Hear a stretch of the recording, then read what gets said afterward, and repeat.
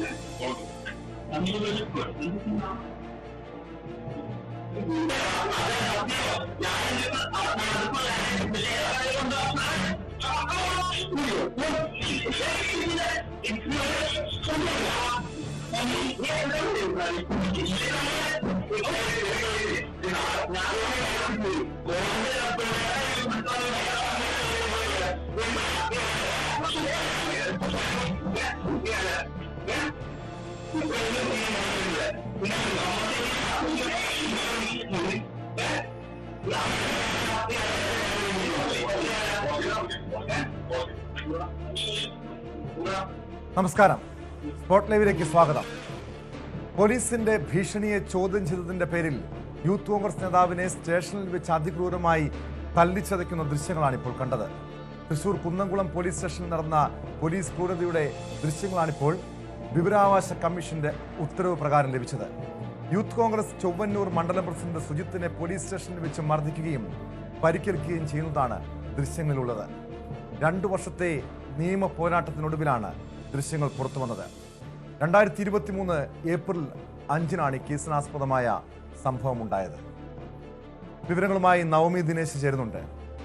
നവമി, മദ്യപിച്ച് ബഹളമുണ്ടാക്കുകയും പോലീസിനെ ഉപദ്രവിക്കുകയും പോലീസിന്റെ കൃത്യനിർവഹണം തടസ്സപ്പെടുത്തുകയും ചെയ്തതെന്ന് പറഞ്ഞ് കള്ളക്കേസുണ്ടാക്കി സുജിത്തിനെ പോലീസ് കസ്റ്റഡിയിലെടുക്കുന്നു.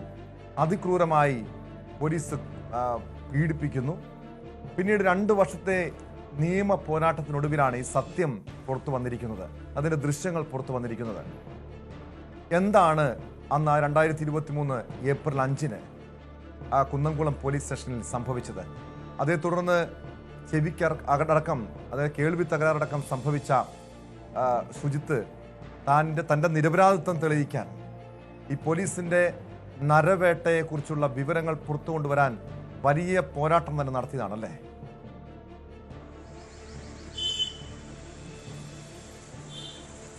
ടോം, 2023 ഏപ്രിൽ 5-ാം തീയതി രാത്രി 11 മണിയോടുകൂടിയാണ് ഈ സംഭവം നടക്കുന്നത്. സുജിത്തിന്റെ സുഹൃത്തുക്കൾ അവിടെ ഒരു അമ്പലത്തിലെ ഉത്സവം കഴിഞ്ഞതിന് ശേഷം സുഹൃത്തുക്കൾ ഒരു കവലയിൽ ഇരിക്കുകയായിരുന്നു. ഈ SI ആയിട്ടുള്ള നുക്മാന്റെ നേതൃത്വത്തിലുള്ള മറ്റ് പോലീസ് ഉദ്യോഗസ്ഥർ അവിടെ എത്തുകയും ഈ അവിടെ ഉണ്ടായിരുന്ന യുവാക്കളോട് എന്തിനാ ഇവിടെ രാത്രി ഇരിക്കുന്നതെന്ന് ചോദ്യം ചെയ്ത് അവരെ അകാരണമായി മർദ്ദിക്കുകയും അല്ലെങ്കിൽ അവരോട് അസഭ്യം പറയുന്ന ഒരു സാഹചര്യമുണ്ടായി. ഉടനെ തന്നെ യുവാക്കൾ സുജിത്തിനെ വിവരം അറിയിച്ചു. സുജിത്ത് മണ്ഡലം പ്രസിഡന്റ് കൂടിയാണ്, ഒപ്പം ഈ ഉത്സവ കമ്മിറ്റിയുടെ പ്രധാനപ്പെട്ട ഒരു വ്യക്തി കൂടിയാണ്. സുജിത്തിനെ വിവരം അറിയിച്ചു. സുജിത്ത് അവിടെ എത്തി പോലീസിനോട് ഇക്കാര്യം ചോദ്യം ചെയ്തു. എന്തിനാണ് തന്റെ സുഹൃത്തുക്കളെ ഇങ്ങനെ ചോദ്യം ചെയ്തത്, അവരെന്ത് തെറ്റാണ് ചെയ്തതെന്നൊക്കെ SIനോടും മറ്റ് പോലീസ് ഉദ്യോഗസ്ഥരോടും ചോദിച്ചു. ഇതിൽ പ്രകോപനത്തെ ഉണ്ടായതിനെ തുടർന്നാണ് SIയുടെ നേതൃത്വത്തിലുള്ള ഈ പോലീസ് ഉദ്യോഗസ്ഥർ സുജിത്തിനെ ജീപ്പിലേക്ക് വലിച്ചു കയറ്റുകയും സ്റ്റേഷനിലേക്ക് കൊണ്ടുവരികയും ചെയ്തത്, കുന്നംകുളം പോലീസ് സ്റ്റേഷനിലേക്ക് കൊണ്ടുവരികയും ചെയ്തത്. സുജിത്ത് പറയുന്നത് തന്നെ സ്റ്റേഷനിലേക്ക് എത്തിക്കുന്നതിന് മുൻപ് തന്നെ ആദ്യം മർദ്ദിച്ചു, പിന്നീട് തന്റെ ഷർട്ട് ഊരി, ആ CCTV ദൃശ്യങ്ങളിലും കാണാം, സ്റ്റേഷനിലേക്ക് എത്തുന്നതിന് മുൻപ് തന്നെ സുജിത്തിന്റെ ഷർട്ട് ഊരിപ്പിക്കുകയും ചെയ്തിരുന്നു. സ്റ്റേഷനിലെത്തി ആദ്യം രണ്ടാമത്തെ നിലയിലേക്ക്, പോലീസ് സ്റ്റേഷന്റെ 2ാമത്തെ നിലയിലേക്ക് കൊണ്ടുപോയി. അവിടെ CCTV ഇല്ല. അവിടെ വെച്ചാണ് അതിക്രൂരമായിട്ടുള്ള മർദ്ദനം ആദ്യം തനിക്ക് ഏൽക്കേണ്ടി വന്നതെന്നാണ് സുജിത്ത് പറയുന്നത്. ഇതിൽ ആരോപണ വിധേയരായിട്ടുള്ളത് കുന്നംകുളം പോലീസ് സ്റ്റേഷനിലെ SI നുക്മാൻ, CPOമാരായ ശശീന്ദ്രൻ, സജീവൻ, സന്ദീപ്, അതോടൊപ്പം തന്നെ മറ്റൊരു ഡ്രൈവർ, ആ സമയത്തുണ്ടായിരുന്ന വാഹനത്തിലെ ഡ്രൈവർ, പോലീസ് ഉദ്യോഗസ്ഥൻ ഇവരെല്ലാവരും കൂടി ചേർന്നാണ് അതിക്രൂരമായി സുജിത്തിനെ ആക്രമിച്ചതെന്നാണ് പറയുന്നത്. അതിനുശേഷമാണ് നമ്മളിപ്പോൾ ദൃശ്യങ്ങളിൽ കാണുന്ന ആദ്യത്തെ നില പോലീസ് സ്റ്റേഷന്റെ പ്രധാനപ്പെട്ട താഴത്തെ നിലയിലേക്ക് കൊണ്ടുവന്ന് ആദ്യം കരണത്തടിച്ചപ്പോൾ തന്നെ വലിയൊരു വേദന അനുഭവപ്പെട്ടു. പിന്നീട് കുരിച്ചു നിർത്തി അതിക്രൂരമായി മർദ്ദിക്കുന്നതുമൊക്കെ നമുക്ക് ആ ദൃശ്യങ്ങൾ കാണാം. സുജിത്ത് ആവർത്തിച്ച് പറയുന്നുണ്ട് താൻ തെറ്റൊന്നും ചെയ്തിട്ടില്ല, എന്തിനാണ് തന്നെ ഇങ്ങനെ പിടിച്ചുകൊണ്ട് വന്നതെന്ന്. പക്ഷെ അതുപോലും കൂട്ടാക്കാതെ അസഭ്യം പറയുന്നു. കേട്ടാൽ അറയ്ക്കുന്ന തരത്തിലുള്ള തെറികളാണ് ഈ പോലീസ് ഉദ്യോഗസ്ഥർ തന്നെ വിളിച്ചതെന്നുകൂടി സുജിത്ത് പറയുന്ന സാഹചര്യമുണ്ടായി. പിന്നീട് ഒരു കള്ള FIR ഇടുന്നു. അതിൽ പറയുന്നത് പോലീസുകാരുടെ കൃത്യനിർവഹണത്തെ തടസ്സപ്പെടുത്തി, മദ്യപിച്ച് ബഹളമുണ്ടാക്കി എന്നീ വകുപ്പുകൾ പ്രകാരം കേസെടുത്ത് മജിസ്ട്രേറ്റിന് മുൻപിൽ ഹാജരാക്കി. മജിസ്ട്രേറ്റിന് മുന്നിൽ എത്തിയപ്പോഴാണ് മജിസ്ട്രേറ്റിനോട് ഇക്കാര്യങ്ങളെല്ലാം സുജിത്ത് പറയുമ്പോൾ തന്നെ മജിസ്ട്രേറ്റിന് ഇക്കാര്യങ്ങൾ ഒരു വ്യക്തത വന്നിരുന്നു. ഇതൊരു കള്ളക്കേസാണോ എന്നൊരു സംശയം മജിസ്ട്രേറ്റ് ഉന്നയിച്ചിരുന്നു. പിന്നീട് ഈ സുജിത്തിന്റെ വൈദ്യപരിശോധന ഫലം ഹാജരാക്കണമെന്ന് ആവശ്യപ്പെട്ടു. ഉടനെ തന്നെ ആശുപത്രിയിലേക്ക് കൊണ്ടുപോയി. വൈദ്യപരിശോധനയിൽ സുജിത്ത് മദ്യപിച്ചിട്ടില്ല എന്ന് തെളിയുകയും ചെയ്തു. ഇത് തന്നെയാണ് സുജിത്തിന് അനുകൂലമായിട്ടുള്ള ഒരു രീതിയിലേക്ക് മജിസ്ട്രേറ്റ് പോലും നിൽക്കാനുള്ള സാഹചര്യം ഉണ്ടായത്. അതോടൊപ്പം തന്നെ മജിസ്ട്രേറ്റ് മറ്റൊരു കാര്യം പറഞ്ഞു, താൻ ഒരു ക്ഷേത്രത്തിലെ പൂജാരി കൂടിയാണ്, അതുകൊണ്ട് തനിക്ക് മദ്യപിക്കാൻ പാടില്ല, താൻ ജീവിതത്തിൽ മദ്യപിച്ചിട്ടില്ലാത്തൊരു വ്യക്തി കൂടിയാണ്, ഇതൊരു കള്ളക്കേസാണെന്ന് കൃത്യമായി പറയുകയും ചെയ്തു. സുജിത്തിന്റെ ശരീരത്തിലെ ഈ പാടുകൾ, മർദ്ദനത്തിന്റെ പാടുകളും ബോധ്യമായിട്ടുള്ള മജിസ്ട്രേറ്റ് വിദഗ്ധ പരിശോധനയ്ക്കായി പിറ്റേ ദിവസം രാവിലെ ആശുപത്രിയിലേക്ക് കൊണ്ടുപോകണമെന്ന് നേരിട്ട് നിർദ്ദേശം നൽകുകയും ചെയ്തു. പിന്നീട് നടത്തിയ പരിശോധനയിലാണ് ചെവിക്ക് തകരാറ് സംഭവിച്ചു, പകുതി കേൾവി ശക്തി നഷ്ടപ്പെട്ടു എന്ന കാര്യം കൂടി വ്യക്തമാകുന്നത്. പിന്നീട് സുജിത്ത് നടത്തിയ നിയമ പോരാട്ടം അത് വളരെ നീണ്ടൊരു വലിയ പോരാട്ടമായിരുന്നു. ആദ്യം ഈ പോലീസ് ഉദ്യോഗസ്ഥർക്കെതിരെ പരാതി നൽകിയെങ്കിൽ പോലും അവർക്കെതിരെ ഒരു നടപടി എടുക്കുവാൻ പോലീസ് തയ്യാറായില്ല, ഉന്നത ഉദ്യോഗസ്ഥർ തയ്യാറായില്ല എന്ന് സുജിത്ത് പറയുന്നുണ്ട്. പക്ഷേ അല്പസമയം മുൻപ് തൃശൂർ റേഞ്ച് DIG പറഞ്ഞത് പ്രകാരം അന്ന് ആ പോലീസ് ഉദ്യോഗസ്ഥർക്ക്, ഈ ആരോപണ വിധേയരായിട്ടുള്ള പോലീസ് ഉദ്യോഗസ്ഥർക്കെതിരെ നടപടി എടുത്തിരുന്നു എന്ന് പറയുന്നു. പക്ഷെ എന്ത് നടപടിയാണ് എടുത്തതെന്ന് ഇപ്പോഴും വ്യക്തമായിട്ടില്ല. പിന്നീട് അവരെ സ്ഥലം മാറ്റി, ഈ കുന്നംകുളം സ്റ്റേഷനിൽ നിന്നും മറ്റ് പോലീസ് സ്റ്റേഷനുകളിലേക്ക് ഇവരെ സ്ഥലം മാറ്റുകയും ചെയ്തിരുന്നു. പക്ഷെ അവർ ഈ ചുമതലയിൽ നിന്നൊന്നും അവരെ മാറ്റി നിർത്തിയിട്ടില്ല. ക്രമസമാധാന ചുമതലയിൽ തന്നെ അവർ തുടരുകയാണ്. ഇന്ന് ഈ നിമിഷം വരെയും അവർക്ക് എതിരെ യാതൊരുവിധ നടപടിയും ഉണ്ടായിട്ടില്ല. അതുതന്നെയാണ് നവമി. കാരണം ഈ SI നുഹ്മാൻ, അയാളും സംഘങ്ങളും ചേർന്ന് ഗുണ്ടകളെ പോലെ, ക്രിമിനൽസിനെ പോലെയാണ് ആ സുജിത്തിനോട് പെരുമാറുന്നത്. ഒരുതരം മനോവൈകൃതമുള്ള ആളുകൾ പെരുമാറുന്ന രീതി, ഒരു നിരപരാധിയെ ഇങ്ങനെ തല്ലിച്ചതയ്ക്കുന്നുണ്ടെങ്കിൽ ഇതുപോലുള്ള പോലീസുകാർ ഈ സർവീസിൽ തുടരാൻ പാടില്ല. അവരെ സ്ഥലം മാറ്റുകയല്ല, അവർക്കെതിരെ ശക്തമായ നടപടി സ്വീകരിച്ചില്ലെങ്കിൽ സ്വാഭാവികമായും കൂടുതൽ നിരപരാധികളെ ഇതുപോലെ തല്ലിച്ചതയ്ക്കാനും ക്രൂരമായി ആക്രമിക്കാനും അവർക്കിതൊരു പിന്തുണ നൽകും. കാരണം മേലുദ്യോഗസ്ഥർ എന്തൊക്കെ കാണിച്ചു കഴിഞ്ഞാലും തങ്ങളെ സംരക്ഷിക്കുമെന്നൊരു തോന്നലാണ് പല പോലീസ് ഉദ്യോഗസ്ഥർക്കും പല പോലീസുകാർക്കുമുള്ളത്. ഈ ഒരു സംഭവം ദൃശ്യങ്ങളടക്കം പുറത്തു വന്നതിൻ്റെ പശ്ചാത്തലത്തിൽ യൂത്ത് കോൺഗ്രസിൻ്റെ ഭാഗത്തു നിന്ന് പ്രതിഷേധമുണ്ടോ? കോൺഗ്രസ്സുകാർ ഈ വിഷയത്തെ എങ്ങനെയാണ് കാണുന്നത്? ഈ SI ഉൾപ്പെടെ നുഹ്മാനും ഈ കേസിൽ ഉൾപ്പെട്ട മറ്റ് പോലീസുകാർക്കുമെതിരെ നടപടി സ്വീകരിക്കണമെന്ന ആവശ്യം, ശക്തമായ നടപടി സ്വീകരിക്കണമെന്ന ആവശ്യം ഉയരുന്നുണ്ടോ നവമി?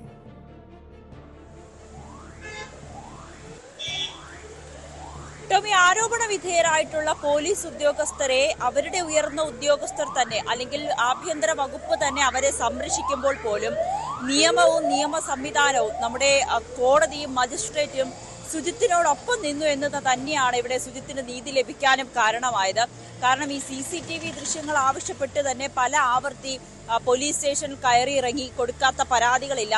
പല ഒഴിവ് കഴിവുകൾ പറഞ്ഞ് ഈ CCTV ദൃശ്യങ്ങൾ സുജിത്തിന് എത്തിക്കാതിരിക്കാനുള്ള ശ്രമം ഈ പോലീസ് ഉദ്യോഗസ്ഥരുടെ ഭാഗത്തു നിന്നുമുണ്ടായി. പക്ഷേ വിവരാവകാശ കമ്മീഷനിൽ പരാതിപ്പെട്ടു. വിവരാവകാശ കമ്മീഷൻ ഉത്തരവ് നൽകിയിട്ട് പോലും ഈ പോലീസ് ഉദ്യോഗസ്ഥർ അത് നൽകാൻ തയ്യാറായില്ല എന്നുള്ളത് ഗുരുതരമായിട്ടുള്ളൊരു കുറ്റകരം തന്നെയാണ്, ഗുരുതരമായിട്ടുള്ള ആരോപണം തന്നെയാണ്. പിന്നീട് ഈ പോലീസ് ഉദ്യോഗസ്ഥരെയും സുജിത്തിനെയും നേരിട്ട് വിളിച്ചു വരുത്തുന്ന ഒരു സാഹചര്യത്തിലേക്ക് പോലും വിവരാവകാശ കമ്മീഷൻ കടക്കുന്ന രീതിയുണ്ടായി. പിന്നീട് നടത്തിയ നിർദ്ദേശത്തെ തുടർന്നാണ് ഇപ്പോൾ നമ്മൾ കാണുന്ന CCTV ദൃശ്യങ്ങൾ സുജിത്തിന് ലഭിക്കുകയും ചെയ്തത്. അതെന്തായാലും സുജിത്തിന് ഇനി കോടതിയെ സമീപിക്കുമ്പോൾ അതിന്റെ വിചാരണയൊക്കെ ഏകദേശം കഴിയുന്ന ഒരു സാഹചര്യത്തിലേക്കാണ്. അതിനി കോടതിയിൽ സമർപ്പിക്കുമ്പോൾ പോലും സുജിത്തിന് അനുകൂലമാകുന്ന ഒരു നിലപാടിൽ തന്നെയായിരിക്കും കോടതിയും എടുക്കുക എന്ന് നമുക്ക് നിസ്സംശയം പറയാൻ കഴിയും. കഴിയും. അപ്പോഴും പോലീസ് ഉദ്യോഗസ്ഥരെ സംരക്ഷിക്കുന്ന ഈ ഒരു നിലപാടിനെതിരെ യൂത്ത് കോൺഗ്രസും സുജിത്തും കടുത്ത നടപടികളുമായി മുന്നോട്ട് പോകാൻ തന്നെയാണ്, അല്ലെങ്കിൽ കടുത്ത പ്രതിഷേധവുമായി മുന്നോട്ട് പോകാൻ തന്നെയാണ് തീരുമാനിച്ചിരിക്കുന്നത്. ഈ ദൃശ്യങ്ങളടക്കം വലിയ തെളിവായി തന്നെ ഈ ദൃശ്യങ്ങൾ നിലനിൽക്കുമ്പോൾ ഇനിയും പോലീസ് ഉദ്യോഗസ്ഥർക്കെതിരെ നടപടി എടുത്തില്ല എന്നുണ്ടെങ്കിൽ വലിയ ഒരു പ്രതിഷേധവുമായി മുന്നോട്ട് പോകും എന്ന് തന്നെയാണ് യൂത്ത് കോൺഗ്രസ് അടക്കം വ്യക്തമാക്കിയിരിക്കുന്നത്. തൃശൂർ DCC പ്രസിഡന്റ് അടക്കം കടുത്ത നിലപാട് പ്രഖ്യാപിക്കുകയും ചെയ്തിരുന്നു. സുജിത്തും നിയമപരമായി തന്നെ മുന്നോട്ട് പോകുന്നുണ്ട്. അതിൽ ഒരു വിധത്തിലും പിന്നോട്ടില്ല. കാരണം അകാരണമായാണ് തന്നെയും തന്റെ സുഹൃത്തുക്കളെയും ആദ്യം പോലീസ് ചോദ്യം ചെയ്യുകയും പിന്നീട് സുഹൃത്തുക്കളോട് മോശമായി പെരുമാറിയത് ചോദ്യം ചെയ്തതിനെ തുടർന്നാണ് ഈ സുജിത്തിനെ അതിന്റെ ഒരു പ്രകോപനം അല്ലെങ്കിൽ അതിന്റെ ഒരു ദേഷ്യമാണ് ഈ പോലീസ് ഉദ്യോഗസ്ഥർ സുജിത്തിനോട് കാണിച്ചത്. ആ ദൃശ്യങ്ങൾ കാണുന്നത് തന്നെ നമുക്ക് ഏറെ വേദനിപ്പിക്കും, ഞെട്ടിക്കുന്ന സംഭവം തന്നെയാണ്. ഇതൊക്കെയാണോ ഒരു നിരപരാധിയായിട്ടുള്ള യുവാവിനെ പോലീസ് സ്റ്റേഷനിൽ എത്തിക്കുമ്പോൾ അയാൾക്ക് നേരിടേണ്ടി വരുന്ന അതിക്രമം അല്ലെങ്കിൽ അയാളോട് കാണിക്കുന്ന അതിക്രമം ഇത്തരത്തിൽ തന്നെയാണോ എന്ന് നമുക്ക് പേടിയോടെ ഓർക്കേണ്ട അല്ലെങ്കിൽ പേടിയോടെ കാണുന്ന ഒരു ദൃശ്യങ്ങൾ തന്നെയാണ് ഇപ്പോൾ പുറത്തു വന്നിരിക്കുന്നത് കേട്ടോ. അത് തന്നെയാണ്. കാരണം നവമി, ഇതാണ് കേരളത്തിലെ പല പോലീസ് സ്റ്റേഷനുകളുടെയും അവസ്ഥ. ഇതാണ് കാരണം ഒരു സാധാരണക്കാർ ഏതെങ്കിലും നീതി തേടി പോയാൽ പോലും ഇങ്ങനെ ക്രൂരമായി തല്ലിച്ചതയ്ക്കുന്ന മൂന്നാം മുറ പ്രയോഗം ഇപ്പോഴും നമ്മുടെ കേരളത്തിലെ പല പോലീസ് സ്റ്റേഷനുകളിലും നടക്കുന്നുണ്ട് എന്നതിൻ്റെ പ്രധാനപ്പെട്ട തെളിവാണ് ഈ സുജിത്തിനെതിരായിട്ടുള്ള ആക്രമണം. ഈ വിഷയത്തിൽ ഈ സംഭവം, ഈ ദൃശ്യങ്ങൾ പുറത്തു വന്നതിൻ്റെ അടിസ്ഥാനത്തിൽ എന്തായാലും നടപടി സ്വീകരിക്കേണ്ടതാണ്. പരാതിയുമായി സുജിത്ത് ഏതറ്റം വരെയും പോകുമെന്ന് പറയുന്നുണ്ട്. പ്രതിഷേധവുമായി യൂത്ത് കോൺഗ്രസും രംഗത്തുണ്ട്. നിലവിൽ ആഭ്യന്തര വകുപ്പ് അതല്ലെങ്കിൽ തൃശ്ശൂരിലെ പോലീസ് ഉന്നതർ ഈ വിഷയത്തിൽ നടപടി സ്വീകരിക്കാൻ തയ്യാറായിട്ടുണ്ടോ?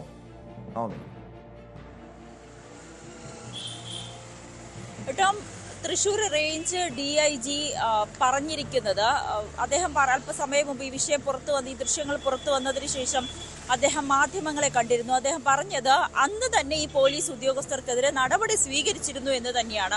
പക്ഷെ എന്ത് നടപടിയാണ് അവർക്കെതിരെ സ്വീകരിച്ചതെന്ന് ഇപ്പോഴും വ്യക്തമായിട്ടില്ല. അതോടൊപ്പം തന്നെ ഇത് നിയമപരമായി പോവുകയാണ്, കോടതിയിലടക്കം ഈ കേസ് നിലനിൽക്കുകയാണ്. ഏത് അന്വേഷണത്തോടും സഹകരിക്കും, പോലീസ് ആരെയും സംരക്ഷിക്കില്ല.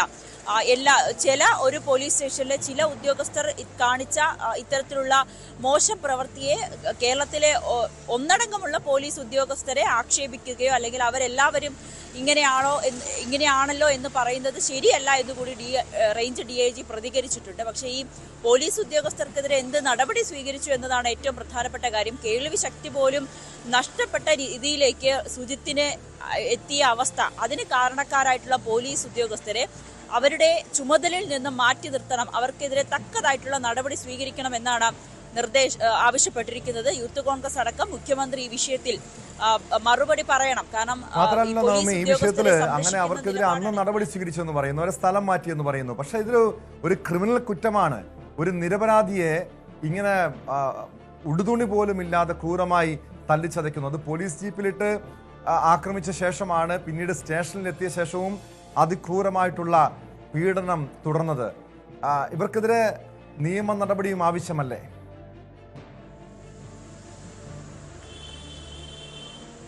തീർച്ചയായിട്ടും സ്ഥലം മാറ്റി എന്നതിനപ്പുറത്തേക്ക് അത് മറ്റൊരു സ്റ്റേഷനിലേക്ക്, അവരിപ്പോൾ നോർത്ത് സ്റ്റേഷനിലാണ് ഈ ശശീന്ദ്രനും നുക്മാനും ഉള്ളത്. അവരിപ്പോഴും അവരുടെ ചുമതലയിൽ തുടരുകയാണ്. അതൊരു ശിക്ഷയായി എങ്ങനെ കണക്കാക്കാൻ കഴിയും, അല്ലെങ്കിൽ അതൊരു നിയമ നടപടിയായി എങ്ങനെ കണക്കാക്കാൻ കഴിയും? ഒരു നിരപരാധിയായിട്ടുള്ള യുവാവിനെ, അത് യാതൊരു തെറ്റും ചെയ്യാത്ത ഒരു തന്റെ സുഹൃത്തുക്കളോട് മോശമായി പെരുമാറിയ പോലീസ് ഉദ്യോഗസ്ഥരോട് കാര്യം അന്വേഷിച്ച ഒരു യുവാവിനെ അതിക്രൂരമായി അദ്ദേഹത്തിന്റെ ചെവിയുടെ കേൾവിശക്തി പോലും നഷ്ടപ്പെടുന്ന അവസ്ഥയിലേക്ക് പോലീസുകാർ മർദ്ദിക്കുന്നു. അതിനപ്പുറത്തേക്ക് അയാൾക്കെതിരെ കള്ളക്കേസ് കൊടുക്കുന്നു, FIR രജിസ്റ്റർ ചെയ്യുന്നു. മദ്യപിക്കാത്ത അമ്പലങ്ങളിൽ പൂജ ചെയ്യുന്ന ഒരു വ്യക്തി മദ്യപിക്കാൻ പാടില്ല, അതുകൊണ്ട് താൻ മദ്യപിക്കാറില്ല എന്ന് പോലും അദ്ദേഹം പറയുന്നുണ്ട്. ആ രീതിയിലേക്ക് പോലും അത് കണക്കാക്കാത്ത അയാൾക്കെതിരെ ഗുരുതരമായിട്ടുള്ള വകുപ്പുകൾ ചുമത്തി അയാളെ കള്ളക്കേസിൽ കൊടുക്കുക എന്ന് പറയുന്നത് പോലീസിന് അത്തരത്തിൽ അവർക്കൊരു സംരക്ഷണം ലഭിക്കുമെന്നത് കൊണ്ട് തന്നെയാണ് പോലീസ് ഇങ്ങനെയുള്ള അതിക്രമങ്ങളിലേക്ക് കടക്കുന്നത്. ഇവിടെയും അത് തന്നെയാണ് സംഭവിച്ചത്. സ്ഥലം മാറ്റം എന്നതിനപ്പുറത്തേക്ക് അവരെ അവരുടെ ചുമതലയിൽ നിന്ന് മാറ്റി നിർത്തുവാനോ അവർക്കെതിരെ മറ്റ് നടപടികളോ ഒന്നും തന്നെ പോലീസ് ഉദ്യോഗസ്ഥർ എടുത്തില്ല. ഉന്നത ഉദ്യോഗസ്ഥരായിക്കോട്ടെ ഈ കേസ് ഒതുക്കി തീർക്കാൻ കഴിയുമെങ്കിൽ ആ രീതിയിലേക്ക് ശ്രമിക്കും. ശ്രമിക്കുകയും ചെയ്തു. പക്ഷേ സുജിത്ത് ആയിക്കോട്ടെ തന്റെ നിയമ പോരാട്ടം, തനിക്ക് നേരെ നടന്ന അനീതി അത് പുറത്തു കൊണ്ടുവരണം, പോലീസ് ഉദ്യോഗസ്ഥർക്ക് ശിക്ഷ ലഭിക്കണം എന്നുറച്ചതുകൊണ്ട് തന്നെയാണ് ഇപ്പോൾ ഈ CCTV ദൃശ്യങ്ങളടക്കം പുറത്തു വന്നിരിക്കുന്നത്. സുജിത്ത് പലതവണ പോലീസ് സ്റ്റേഷനിലും വിവരാവകാശ കമ്മീഷനിലും ഒക്കെ സമീപിച്ചിരുന്നു ഈ ഒരു CCTV ദൃശ്യം ലഭിക്കാൻ. പക്ഷേ ഈ ഒരു ദൃശ്യങ്ങൾ അത് തേച്ചു മാച്ചു കളയാൻ വേണ്ടി പോലീസ് പല വിധത്തിൽ ശ്രമിക്കുകയും ചെയ്തു. ഒടുവിൽ എന്തായാലും സുജിത്തിനോടൊപ്പം തന്നെയാണ് നീതി എന്നതിന് തെളിവ് തന്നെയാണ് ഈ ദൃശ്യങ്ങൾ ഇപ്പോൾ പുറത്തു വന്നിരിക്കുന്നത്. 2 വർഷത്തെ നിയമ പോരാട്ടത്തിനൊടുവിലാണ് ഈ ദൃശ്യങ്ങൾ പോലും സുജിത്തിന് ലഭ്യമായത്. സുജിത്തിന് നീതി തേടിക്കൊടുക്കുന്നത് വരെ അയാൾക്കൊപ്പം തന്നെ ഉണ്ടാകുമെന്ന് കോൺഗ്രസും ഇതിനോടകം തന്നെ നിലപാടെടുത്തിരുന്നു. പോലീസും പറയുന്നത് കുറ്റക്കാരെ സംരക്ഷിക്കില്ല, അത് കോടതിയിൽ ആ രീതിയിലൊക്കെയുള്ള നടപടികൾ പുരോഗമിക്കുന്നുണ്ട്, വിചാരണ നടക്കുന്നുണ്ട്, പോലീസുകാരെ സംരക്ഷിക്കില്ല, എല്ലാ വിധത്തിലും കോടതിയുമായി സഹകരിക്കും എന്നുകൂടിയാണ് ഉന്നത ഉദ്യോഗസ്ഥർ വ്യക്തമാക്കുന്നത്. വ്യക്തമാണ്. നവമി ദിനേശാണ് വിവരങ്ങൾ നൽകിയത്. കടുത്ത നടപടിയാണ് ഈ പോലീസ് ഉദ്യോഗസ്ഥർക്കെതിരെ സ്വീകരിക്കേണ്ടത്. കാരണം അതല്ലെങ്കിൽ ഇവിടുത്തെ സാധാരണക്കാരന് നീതി കിട്ടാത്ത അവസ്ഥയായിരിക്കും ഇവിടെ പോലീസ് സ്റ്റേഷനുകളിൽ ഉണ്ടാവുക. മാത്രമല്ല ഇവിടെ ഈ ക്രിമിനലുകളായ കുറ്റവാളികളായ ഈ പോലീസുകാരെ സംരക്ഷിക്കുന്ന പോലീസ് ഉന്നതർക്കെതിരെയും നടപടി സ്വീകരിക്കുന്നതാണ്. രാഹുൽ മാങ്കൂട്ടത്തിനെതിരെ പരസ്യ വെളിപ്പെടുത്തൽ നടത്തിയ റിനി ആൻ ജോർജിന്റെ മൊഴിയെടുക്കാൻ സമയം തേടി ക്രൈംബ്രാഞ്ച്. സൈബർ ആക്രമണം തുടരുന്നതിനാൽ കുടുംബവുമായി ആലോചിച്ച് തീരുമാനം അറിയിക്കണമെന്നാണ് യുവതി അന്വേഷണ സംഘത്തിന് നൽകിയിരിക്കുന്ന മറുപടി. അതേസമയം ഗർഭചിത്രം നടത്തിയ യുവതികളുടെ മൊഴി നേരിട്ടെടുക്കാനുള്ള നീക്കം അന്വേഷണ സംഘം ഊർജിതമാക്കി. വിവരങ്ങളുമായി ഡാൻ കുര്യൻ ചേരുന്നുണ്ട്. ഡാൻ, നേരത്തെ ഈ പരാതിക്കാരുടെ മൊഴി ക്രൈംബ്രാഞ്ച് രേഖപ്പെടുത്തിയിരുന്നു. അതിന് പിന്നാലെയാണ് ഇന്നലെ ഡാൻ തന്നെ ഈ കേസുമായി ബന്ധപ്പെട്ട മറ്റു ചില ക്രൈംബ്രാഞ്ചിൻ്റെ കണ്ടെത്തലുകൾ പുറത്തു കൊണ്ടുവന്നത്. അതായത് ഒരു പെൺകുട്ടിയല്ല, 2 പേരെയും ഗർഭചിത്രം നടത്താൻ രാഹുൽ മാങ്കൂട്ടത്തിൽ നിർബന്ധിച്ചു. അതിൻ്റെ വ്യക്തമായ തെളിവുകൾ ക്രൈംബ്രാഞ്ചിന് ലഭിച്ചിട്ടുണ്ട്. ഇനി ഈ ആരോപണം ഉന്നയിച്ച യുവതികളുടെയും അതോടൊപ്പം ഗർഭചിത്രം നടത്തിയെന്ന് പറയപ്പെടുന്ന യുവതികളുടെയും മൊഴിയെടുക്കണം. അതിൻ്റെ നടപടികൾ എങ്ങനെയാണ് പുരോഗമിക്കുന്നത്?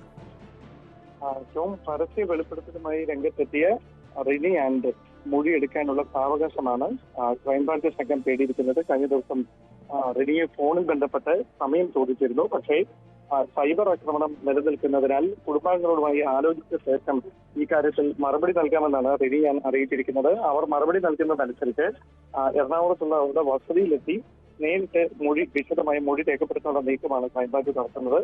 അതോടൊപ്പമാണ് കഴിഞ്ഞ ദിവസം നമ്മൾ പുറത്തുവിട്ട വാർത്തയുമായി ബന്ധപ്പെട്ട് ഈ ഗർഭചിത്രം നടത്തിയ 2 യുവതികളെ കേന്ദ്രീകരിച്ചുള്ള അന്വേഷണവും ക്രൈംബ്രാഞ്ച് ഊർജിതമാക്കിയിരിക്കുന്നത്. ഇതിൽ ഒരാൾ കേരളത്തിന് പുറത്തു വെച്ചാണ് ഈ ഒരു ആശുപത്രിയെ സമീപിച്ചാണ് ഈ ഗർഭചിത്രം നടത്തിയിരിക്കുന്നത്. ഈ ആശുപത്രി അധികൃതരുടെ കൂടുതൽ വിശദാംശങ്ങൾ ശേഖരിക്കുന്നതിനുള്ള ശ്രമവും ക്രൈംബ്രാഞ്ച് നടത്തുന്നുണ്ട്. അതേസമയം ഇതുമായി ബന്ധപ്പെട്ട് കൂടുതൽ പരാതികൾ എത്താൻ സാധ്യതയുണ്ട് എന്നൊരു വിലയിരുത്തലിന്റെ അടിസ്ഥാനത്തിൽ ആ പരാതികൾ കൂടി ലഭിച്ചതിന് ശേഷം മാത്രം ഈ വിശദമായ ചോദ്യം ചെയ്യലിന്റെ ഭാഗമായി രാഹുൽ മാങ്കൂട്ടത്തിനെ സമീപിച്ചാൽ മതി എന്നൊരു നിഗമനത്തിലാണ് ക്രൈംബ്രാഞ്ച്.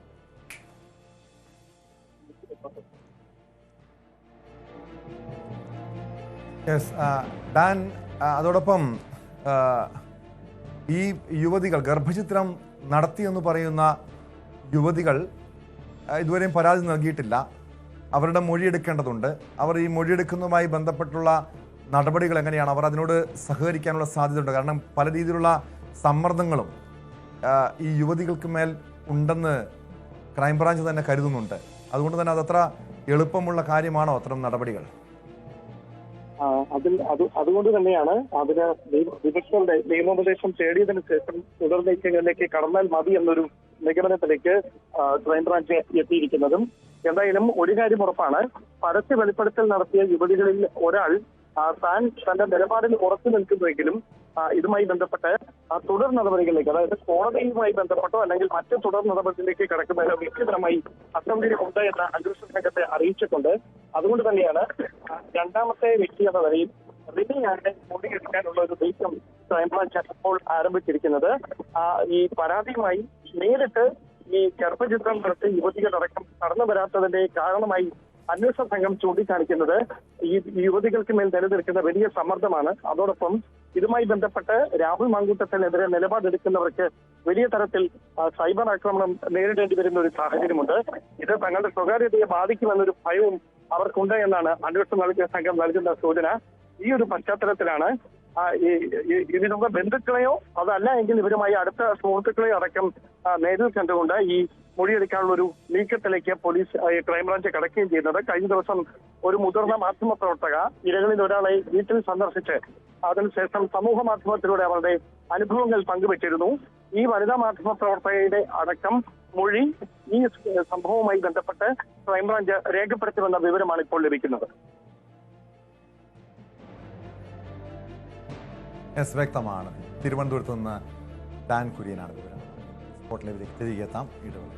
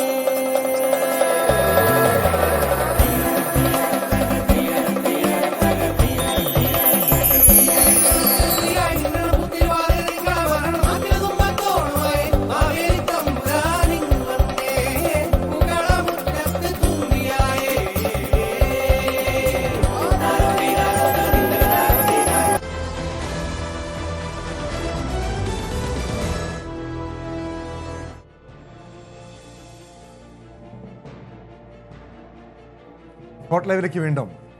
കൈക്കൂലി വാങ്ങുന്നതിനിടെ ഒരു പോലീസ് ഉദ്യോഗസ്ഥൻ വിജിലൻസിന്റെ പിടിയിലായ വാർത്തയിലേക്കാണ് ഇനി. വിജിലൻസ് പിടിയിലായ മരട് എസ് ഐ ഗോപകുമാറിനെ മജിസ്ട്രേറ്റിന് മുന്നിൽ ഹാജരാക്കി. വാഹന അപകടവുമായി ബന്ധപ്പെട്ട കേസിലെ പരാതിക്കാരിൽ നിന്നും 10,000 രൂപ കൈക്കൂലി വാങ്ങുമ്പോൾ ഇന്നലെയാണ് എസ് ഐ പിടിയിലായത്. സംഭവത്തിൽ റിപ്പോർട്ട് ലഭിച്ച ശേഷം തുടർ നടപടികൾ സ്വീകരിക്കുമെന്ന് സിറ്റി പോലീസ് കമ്മീഷണർ കുട്ടാവിമലാദിത്യ വ്യക്തമാക്കി. അപ്പോൾ നമ്മൾ ഈ വിഷയവുമായി ബന്ധപ്പെട്ട് ഒരു സ്പെഷ്യൽ റിപ്പോർട്ട് ചോദിച്ചിട്ടുണ്ട്. ആ റിപ്പോർട്ട് കിട്ടിയ മുറയ്ക്ക് നമ്മൾ വകുപ്പുതല നടപടിയെടുക്കും. ഇതുവരെ ഉണ്ടായിട്ടില്ല. റിപ്പോർട്ട് കിട്ടിയതനുസരിച്ച് നമ്മൾ ചെയ്യാം. ആജ്ഞ രവീന്ദ്രൻ ചേരുന്നുണ്ട് വിവരങ്ങളുമായി. ആജ്ഞ, മരട് പോലീസിനെതിരെ ഇതിനു മുൻപും സമാനമായ പരാതികൾ ഉയർന്നു വന്നിട്ടുള്ളതാണ്. കൈക്കൂലി നൽകാതെ ഒരു സാധാരണക്കാരനും അവിടെ നിന്ന് നീതി കിട്ടാത്തൊരു സാഹചര്യമുണ്ട് എന്ന് മുൻപ് ആക്ഷേപമുണ്ട്. പക്ഷെ ഏറ്റവും ഒടുവിൽ എസ് ഐ ഗോപകുമാറിൻ്റെ കയ്യിൽ നിന്നും 10,000 രൂപ കൈക്കൂലിപ്പണം വിജിലൻസ് കയ്യോടെ പിടികൂടുന്ന സാഹചര്യം. ഇത് ഒറ്റപ്പെട്ട സംഭവമായി കണക്കാക്കാൻ കഴിയില്ല. പല പോലീസുകാരും സമാനമായ രീതിയിൽ കൈക്കൂലി വാങ്ങി കാര്യങ്ങൾ നടപ്പാക്കി കൊടുക്കുന്ന ഒരു പ്രവണത ഉണ്ടെന്ന് പറയപ്പെടുമ്പോഴും ഇത് പക്ഷേ കയ്യോടെയാണ് വിജിലൻസ് ഇയാളെ പിടികൂടിയത്. ഈ ഗോപകുമാർ സ്ഥിരം കൈക്കൂലിക്കാരനാണോ?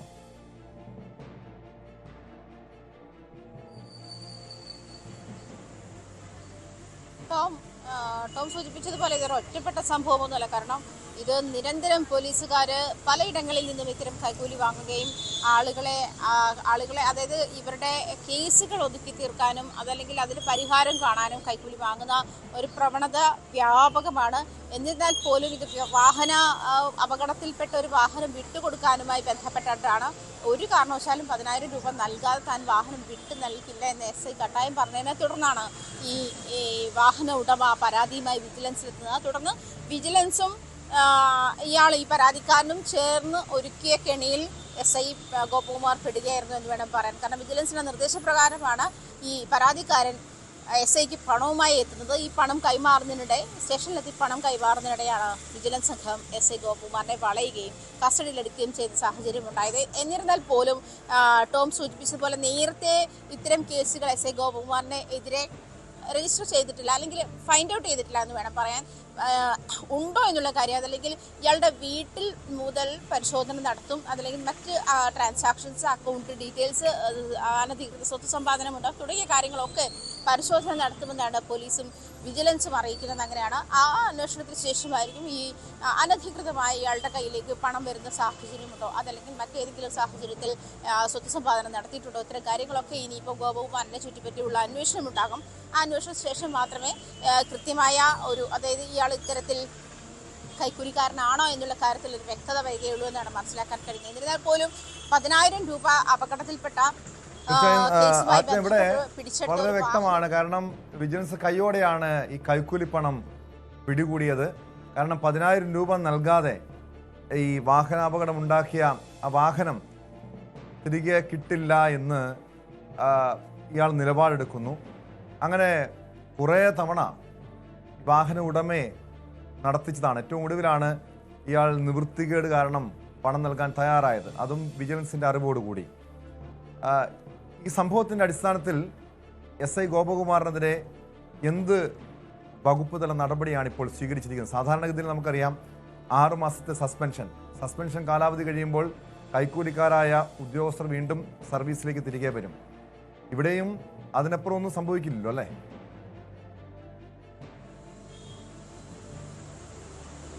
തീർച്ചയായിട്ടും അങ്ങനെയാണ് മനസ്സിലാക്കുന്നത് കേട്ടോ. കാരണം ഇതുവരെ വകുപ്പ് തല നടപടികളൊന്നും കൈക്കൊണ്ടിട്ടില്ല. പക്ഷേ കമ്മീഷണർ പറഞ്ഞതനുസരിച്ചിട്ട് ഇയാൾക്കെതിരെയുള്ള റിപ്പോർട്ട് തേടിയിട്ടുണ്ട്. SI ഗോപകുമാറിനെതിരെ റിപ്പോർട്ട് തേടിയിട്ടുണ്ട്. റിപ്പോർട്ട് സമർപ്പിക്കുന്ന അനുസരിച്ചിട്ടായിരിക്കും വകുപ്പ് തല നടപടികൾ ഉണ്ടാവുക എന്ന് തന്നെയാണ് കമ്മീഷണർ പറഞ്ഞത്. എന്നിരുന്നാൽ പോലും ഇത്തരം കേസുകളിൽ പെടുന്ന ഒരാൾക്ക് അടിയന്തരമായി നൽകേണ്ടുന്ന ചില നടപടിക്രമങ്ങളുണ്ട്. തൽക്കാലം SIയെ മാറ്റി നിർത്തിയിരിക്കുന്ന ഒരു സാഹചര്യത്തിലേക്ക് പോകും.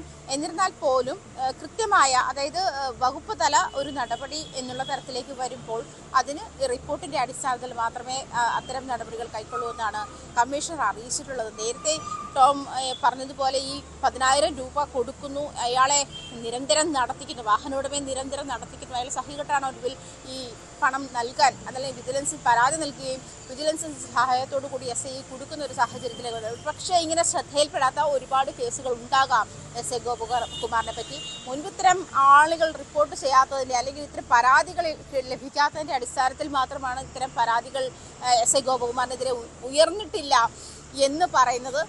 അതല്ലെങ്കിൽ ഒരുപക്ഷെ ആദ്യമായുള്ള ഒരു ഉദ്യമം കൂടി ആയിരിക്കാം. രണ്ടായിരുന്നാലും പോലീസ് ഉദ്യോഗസ്ഥൻ 1 തവണ വാങ്ങിയാലും 100 തവണ വാങ്ങിയാലും അത് ഒരേ തരത്തിലുള്ള ഒഫൻസ് തന്നെയാണ്. അതിന് കൃത്യമായ നടപടി ഉണ്ടാകണം. പക്ഷേ ടോം സൂചിപ്പിച്ചതുപോലെ വീണ്ടും 6 മാസം കഴിയുമ്പോൾ സസ്പെൻഷനും അല്ലെങ്കിൽ അതിൻ്റെ കാലാവധിയും ഒക്കെ കഴിഞ്ഞ് വീണ്ടും സർവീസിലേക്ക് തിരിച്ചു കയറുന്ന നടപടിക്രമങ്ങളാണ് നിലവിൽ ഉണ്ടായിക്കൊണ്ടിരിക്കുന്നത്. പക്ഷേ നേരത്തെ ഒരു പക്ഷേ പണം ചോദിച്ച ആളുകളൊക്കെ ഒരു പക്ഷേ അങ്ങനെ തന്നെ സെറ്റിൽ ചെയ്യാനുള്ള സാഹചര്യം ഉണ്ടായിരുന്നിരിക്കാം. ഈ പരാതിക്കാരനത് ഒഫൻസ് ആണെന്ന് തോന്നിയിരിക്കാം, അതല്ലെങ്കിൽ അയാൾക്ക് അത് മീറ്റ് ചെയ്യാനുള്ള പണം ഉണ്ടായിരുന്നില്ലായിരിക്കാം. എന്ത് സാഹചര്യമായാലും റിപ്പോർട്ട് ചെയ്യപ്പെടാതെ പോയതാണോ, അതല്ലെങ്കിൽ മുൻപ് ഇത്തരം കാര്യങ്ങളിൽ ഗോപകുമാർ ഇൻവോൾവ് ആയിട്ടില്ലയോ എന്നുള്ള കാര്യത്തിലാണ് അന്വേഷണം നടക്കുന്നത്. ആ റിപ്പോർട്ടിന് ശേഷമായിരിക്കും ഇയാൾക്കെതിരെ വകുപ്പ് തല നടപടികൾ ഉണ്ടാകുക. ഗോപകുമാറിന്റെ വീട്ടിലടക്കം പരിശോധന നടത്തും. അതുപോലെ ട്രാൻസാക്ഷൻസ്, അക്കൗണ്ട് ഡീറ്റെയിൽസ് തുടങ്ങിയ കാര്യങ്ങളൊക്കെ, അതായത് സ്വത്ത് സമ്പാദനവുമായി ബന്ധപ്പെട്ട് പരിശോധന നടത്തുമെന്നാണ് മനസ്സിലാക്കാൻ കഴിയുന്നത്. എന്തായാലും വിജിലൻസ് ഈ കേസിൽ ഇടപെട്ടുകൊണ്ട് തന്നെ ഇത്തരത്തിലുള്ള കുറച്ചുകൂടി ഒരു ഇൻവോൾവ്, അതായത് പോലീസുകാരനെതിരെയുള്ള അന്വേഷണം ആയതുകൊണ്ടാണ് ഞാൻ പറയുന്നത്, അത് കുറച്ചുകൂടി ഒരു ഇൻവോൾവ്മെന്റ് ഇത്തരം കാര്യത്തിൽ ഉണ്ടാകും എന്ന് വേണം മനസ്സിലാക്കാൻ. എന്തായാലും വരും ദിവസങ്ങളിൽ തന്നെ അറിയാൻ കഴിയും ഈ SI ഗോപകുമാർ എന്ന് പറയുന്ന ആൾ തുടർച്ചയായി ഇങ്ങനെ കൈക്കൂലി വാങ്ങുന്ന ഒരാളാണോ, അതോ ഈ ഒരു അറ്റംപ്റ്റ് കൊണ്ട് മാത്രം സംഭവിച്ചു പോയതാണോ എന്നുള്ള കാര്യത്തിൽ വരും ദിവസങ്ങളിൽ വ്യക്തത ഉണ്ടാകും. അക്കാര്യവും പരിശോധിക്കേണ്ടതാണ്. ഇയാൾ പതിവായി കൈക്കൂലി വാങ്ങുന്ന ആളാണോ? ഈ മരട് സ്റ്റേഷനിലെ കൂടുതൽ പോലീസുകാർക്കെതിരെ സമാനമായ ആരോപണമുണ്ടെങ്കിൽ അതേക്കുറിച്ചും പരിശോധിക്കേണ്ടതാണ്. ഈ പോലീസുകാർ മാത്രമല്ല, സംസ്ഥാനത്ത് റവന്യൂ വകുപ്പിലും അതോടൊപ്പം എക്സൈസ് ഉദ്യോഗസ്ഥരുമൊക്കെ വ്യാപകമായ രീതിയിൽ കൈക്കൂലി വാങ്ങുന്നുണ്ടെന്ന ആക്ഷേപം ഉയരുന്നുണ്ട്.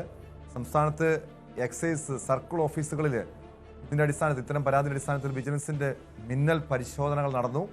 മദ്യക്കുപ്പികളും കണക്കിൽപ്പെടാത്ത പണവും പല എക്സൈസ് ഓഫീസുകളിൽ നിന്നും പിടിച്ചെടുത്തിട്ടുണ്ട്. ആ വാർത്തയിലേക്ക് എത്താം ഇടവേള കഴിഞ്ഞു.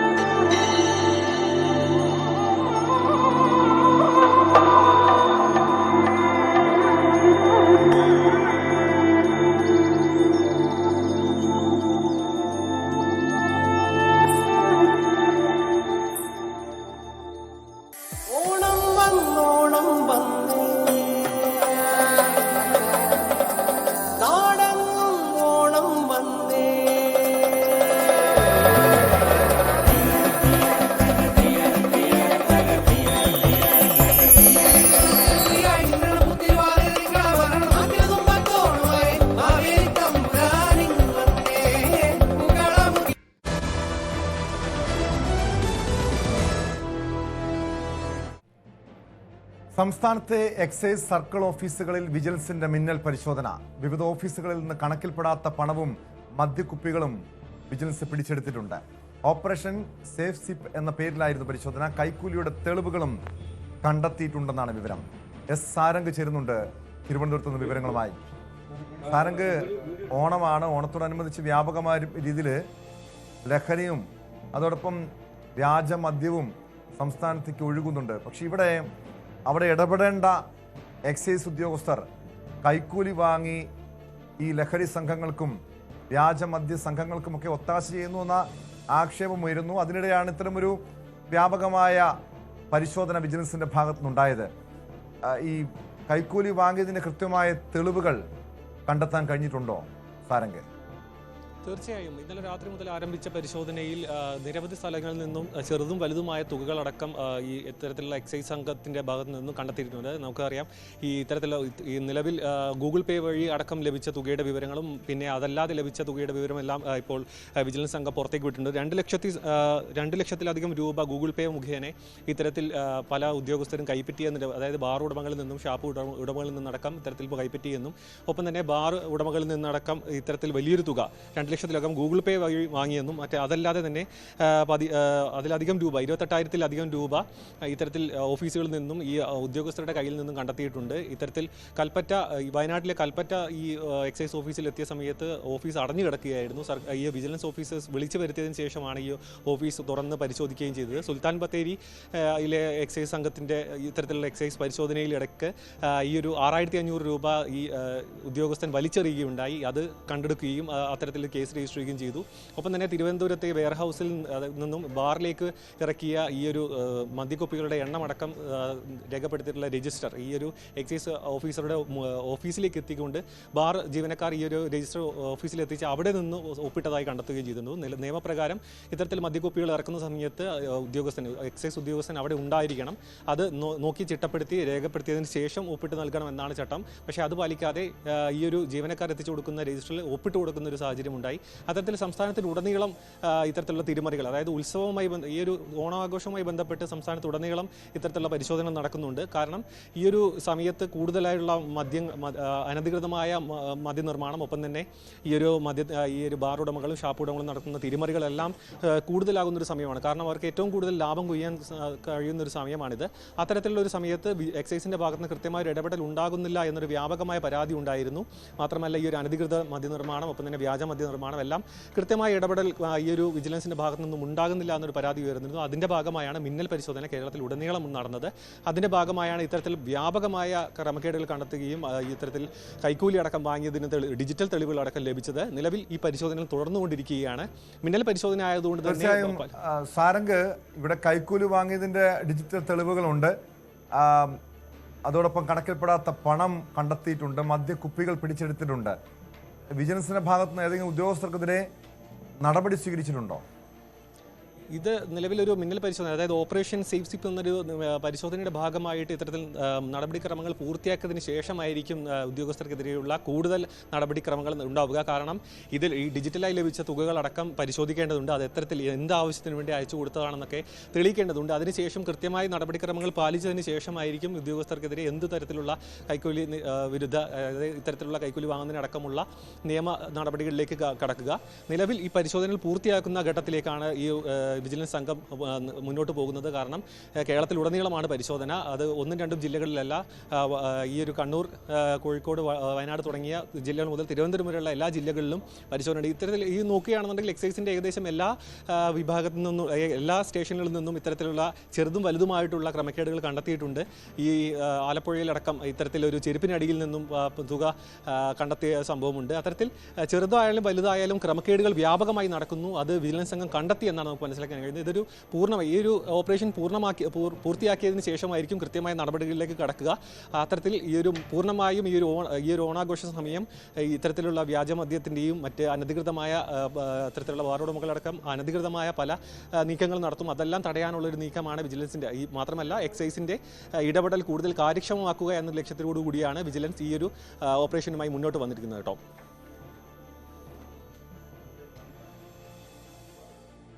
വ്യക്തമാണ്. സാരംഗാണ് തിരുവനന്തപുരത്ത് നിന്ന് വിവരങ്ങൾ നൽകിയത്. സംസ്ഥാന വ്യാപകമായിട്ടാണ് എക്സൈസിന്റെ ഓഫീസുകളിൽ വിജിലൻസിന്റെ മിന്നൽ പരിശോധന. ചേർത്തലയിലെ ബിന്ദു പത്മനാഭൻ തിരോധാന കേസിൽ അന്വേഷണം വഴിമുട്ടുന്നു. കൊലപാതക കുറ്റം ചുമത്തിയെങ്കിലും സെബാസ്റ്റിനെ കസ്റ്റഡിയിലെടുക്കാനോ അറസ്റ്റ് രേഖപ്പെടുത്താനോ അന്വേഷണ സംഘത്തിനായിട്ടില്ല. മതിയായ തെളിവുകളുടെ അപര്യാപ്തതയാണ് അന്വേഷണ ഉദ്യോഗസ്ഥർ നേരിടുന്ന വലിയ പ്രതിസന്ധി. 1 മാസം കഴിഞ്ഞിട്ടും DNA പരിശോധനാ ഫലവും വൈകുകയാണ്. ആയിഷ തിരോധാന കേസ് അന്വേഷണത്തിനും സമാനമായ വെല്ലുവിളിയുണ്ട്. ആലപ്പുഴയിൽ നിന്ന് ശരണ്യ സ്നേഹജൻ ചേരുന്നു. ശരണ്യ, ഇവിടെ 4 സ്ത്രീകളുടെ തിരോധാനവുമായി ബന്ധപ്പെട്ട അന്വേഷണത്തിലാണ് സെബാസ്റ്റ്യൻ പ്രതിക്കൂട്ടിലുള്ളത്. പക്ഷേ ഇതുവരെയും കൂടുതൽ നടപടികളിലേക്ക് കടക്കാനായിട്ട്, അതായത് ജൈനമ്മയുടെ കേസിനപ്പുറം മറ്റ് കേസുമായി ബന്ധപ്പെട്ട നടപടികളിലേക്ക് കടക്കാൻ അന്വേഷണ സംഘത്തിന് എന്തുകൊണ്ടാണ് കഴിയാത്തത്? എന്താണ് വെല്ലുവിളി? ടോമ, ഇപ്പോൾ മറ്റ് കേസുകളിൽ, അതായത് ബിന്ദു പത്മനാഭൻ തിരോധാന കേസുകളടക്കം 302 അടക്കമുള്ള വകുപ്പുകൾ ചുമത്തി കഴിഞ്ഞുവെങ്കിൽ പോലും അന്വേഷണ സംഘത്തിന് മറ്റു കാര്യങ്ങളിലേക്ക് കടക്കാൻ കഴിയുന്നില്ല എന്നുള്ളതാണ് അതിന്റെ ഒരു യാഥാർത്ഥ്യം. അതായത് ഈ കൊലപാതക വകുപ്പുകൾ ഉൾപ്പെടെ ചുമത്തിയെങ്കിൽ പോലും അതിനകത്ത് കൃത്യമായി ഒരു അതായത് ഈ സെബാസ്റ്റിന്റെ അറസ്റ്റ് രേഖപ്പെടുത്താനോ അല്ലെങ്കിൽ സെബാസ്റ്റി കസ്റ്റഡിയിൽ വാങ്ങുന്നതിനോ ആയിട്ടുള്ള പ്രൊസീജിയേഴ്സിലേക്ക് അവർക്ക് പോകാൻ കഴിയുന്നില്ല എന്നുള്ളതാണ്. കാരണം ഇത് സംബന്ധിച്ച് കൃത്യമായ ഒരു തെളിവുകൾ അല്ലെങ്കിൽ സെബാസ്റ്റിനെ ഈ കേസിൽ കസ്റ്റഡിയിൽ എടുക്കുന്നതിന് വേണ്ടി കോടതിയിൽ ഉൾപ്പെടെ ബോധ്യപ്പെടുത്തേണ്ട തെളിവുകൾ അവർക്ക് ലഭ്യമാകുന്നില്ല എന്നുള്ളതാണ്. അന്വേഷണ സംഘം ഒരു വഴിമുട്ടിയ അവസ്ഥയിലൂടെയാണ് ഇപ്പോൾ ബിന്ദു പത്മനാഭൻ തിരോധാന കേസ് അന്വേഷിക്കുന്ന ആളുകൾ മുന്നോട്ട് പോകുന്നത് എന്ന് തന്നെ പറയേണ്ടിയിരിക്കുന്നു. ഇപ്പോൾ 2 ആഴ്ചയ്ക്ക് മേളിലായി കോടതിയിൽ, ചേർത്തല കോടതിയിൽ ഇത് സംബന്ധിച്ച റിപ്പോർട്ട് നൽകിയിട്ടുള്ളത്. അതായത് വകുപ്പുകൾ, കൊലപാതകം ഉൾപ്പെടെയുള്ള വകുപ്പുകൾ ചുമത്തി തിരോധാന കേസ് അപ്ഗ്രേഡ് ചെയ്ത് അതിന്റെ റിപ്പോർട്ട് കോടതിയിൽ നൽകിയിട്ട് ആഴ്ചകൾ പിന്നിടുന്നു. പക്ഷേ തുടർന്ന് അങ്ങോട്ട് ചേർത്തല കോടതിയിലെത്തി അത് ആ കാര്യങ്ങൾ വാങ്ങാനോ അല്ലെങ്കിൽ മറ്റ് സെബാസ്റ്റിനെ കസ്റ്റഡിയിൽ വാങ്ങാനോ അല്ലെങ്കിൽ മറ്റ് പ്രൊസീജിയേഴ്സിലേക്ക്, അതായത് ഫോർമൽ അറസ്റ്റ് ഉൾപ്പെടെ അതിനകത്ത് നടത്തേണ്ടതുണ്ട്. കാരണം ഏറ്റുമാനൂർ കോടതിയിൽ ചേന്നമ കേസിൽ ഏറ്റുമാനൂർ കോടതിയുടെ അണ്ടറിൽ സെബാസ്റ്റ്യൻ റിമാൻഡിലാണ്. അതുകൊണ്ട് തന്നെ കോട്ടയം ജില്ലാ ജയിലിലാണ് സെബാസ്റ്റ്യൻ ഉള്ളത്. അപ്പോൾ സെബാസ്റ്റ്യനെ ആ രീതിയിൽ കസ്റ്റഡിയിലേക്ക് വാങ്ങുന്നതിനടക്കമുള്ള പ്രശ്നങ്ങൾ ആദ്യം ഈ കേസ് ബിന്ദു പത്മനാഭൻ കേസിൽ ചോദ്യം ചെയ്യാൻ കസ്റ്റഡിയിൽ വാങ്ങണമെങ്കിൽ ഒരു അറസ്റ്റ് രേഖപ്പെടുത്തേണ്ടതുണ്ട്. ആ അറസ്റ്റ് രേഖപ്പെടുത്തൽ അടക്കമുള്ള പ്രൊസീജിയറിലേക്ക് പോകാൻ അന്വേഷണ സംഘത്തിന് കഴിയുന്നില്ല എന്നുള്ളതാണ്. മറ്റൊന്ന്, അന്വേഷണ സംഘം ഏറ്റവും പ്രതീക്ഷയോടെ കരുതുന്ന DNA പരിശോധനാ ഫലമാണ്, എല്ലുകളുടെ ഉൾപ്പെടെയുള്ള DNA പരിശോധനാ ഫലം. പക്ഷേ ആ പരിശോധനാ ഫലം പോലും വൈകുകയാണ് എന്നുള്ളതാണ്. അത് നമുക്കറിയാം, എല്ലുകൾ കത്തിച്ച നിലയിലുള്ളതായിരുന്നു. DNA സാമ്പിളുകളുടെ പരിശോധന ലഭ്യമാകുമെന്ന് കരുതിയിട്ട് അതും ഇപ്പോൾ 1 മാസം 1.5 മാസത്തോളം ആകുന്നു. അതും നീണ്ടുപോകുന്ന ഒരു സാഹചര്യമാണ്. മൊത്തത്തിൽ ആദ്യഘട്ടത്തിൽ തന്നെ ഈ ബിന്ദു പത്മനാഭൻ കേസുമായി ബന്ധപ്പെട്ട് അന്വേഷണ സംഘത്തിനെതിരെ ഗുരുതര ആരോപണം നിലനിൽക്കുന്നുണ്ട്. കാരണം ആദ്യ അന്വേഷണ സംഘം ഈ കേസ് ഒതുക്കി തീർക്കുന്നതിന് വേണ്ടി ഇടപെടൽ നടത്തി തെളിവ് നശിപ്പിക്കുന്നതിനടക്കം അവർ ഇടപെട്ടു എന്നുള്ള ഗുരുതര ആരോപണം കുടുംബത്തിന്റെ ഭാഗത്ത് നിൽക്കുന്നു. ആ ഒരു പ്രതിസന്ധി ഇപ്പോഴും ഈ കേസിൽ തുടരുന്നു എന്നുള്ളതാണ്. ഇപ്പോൾ ബിന്ദുവിന്റെ കേസുമായി ബന്ധപ്പെട്ട് മറ്റ് അന്വേഷണങ്ങളിലേക്ക് പോകുമ്പോൾ ആദ്യ അന്വേഷണ സംഘം വരുത്തി വെച്ച വീഴ്ചകളൊക്കെ തന്നെ ഈ ഇപ്പോഴത്തെ അന്വേഷണ സംഘത്തെ ബാധിക്കുന്നു എന്നുള്ളതാണ്. അതിൽ മറ്റു വകുപ്പുതല നടപടികളിലേക്കൊന്നും ഇതുവരെ പോലീസ് പോയിട്ടുമില്ല, അല്ലെങ്കിൽ ഈ ആഭ്യന്തര വകുപ്പ് പോയിട്ടുമില്ല. പക്ഷേ ഗുരുതരമായ പ്രശ്നങ്ങൾ ഇപ്പോൾ ഈ തിരിച്ചടി ഈ ആലപ്പുഴയിലെ അന്വേഷണ സംഘം ഇപ്പോൾ നേരിടുന്നു. കൃത്യമായ ഒരു എവിഡൻസിലേക്ക് പോകാനോ അതിനകത്ത് സെബാസ്റ്റിന്റെ പങ്കാളിത്തം എന്ത് എന്നുള്ളത് സാധൂകരിച്ചു അല്ലെങ്കിൽ സ്ഥിരീകരിച്ചുകൊണ്ട് അത് കോടതിക്ക് മുന്നിൽ ബോധ്യപ്പെടുത്താനുള്ള ഒരു സാഹചര്യത്തിലേക്ക് എത്താൻ പോലും ഇതുവരെ കഴിയാതെ ഇരുട്ടിൽ തപ്പുന്ന ഒരു സാഹചര്യമാണ് ഉള്ളത് കേട്ടോ.